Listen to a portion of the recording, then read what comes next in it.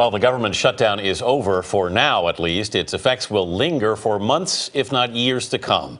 And the federal court system, already burdened by deep budget cutbacks under the sequester, is among those suffering the most. Dean Reynolds explains. When federal judge Ruben Castillo dons his ceremonial robes for court, he is also cloaking himself in a tradition of impartiality that goes back to the founding fathers. So for Castillo, the chief judge of the nation's third largest federal court district, to vent his frustration publicly is unusual. 1,300 cases were delayed in his district by the government shutdown. I've been a public servant for 25 years.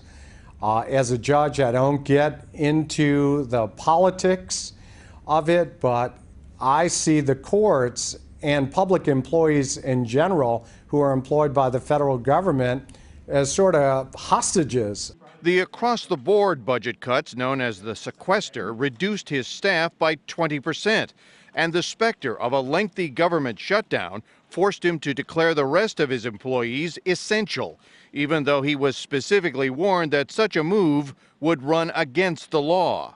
Is it the most difficult situation you faced? This is the most difficult financial situation that I've seen.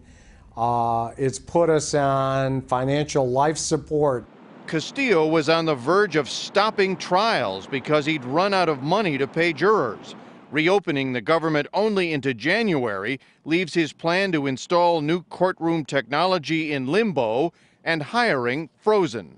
How can I make long-term plans when the funding is only secured for a finite period of time with another possible shutdown looming in January? Sounds like it's difficult for you to maintain a judicial temperament about this subject. Well, I try to, but what I need is more empathy to be shown by our congressional leaders to a very dedicated federal workforce. Unless a solution is found, these repeated budget battles will push qualified people out of public service, said the judge, the people who keep this country's courts running. For CBS This Morning, Saturday, Dean Reynolds, Chicago.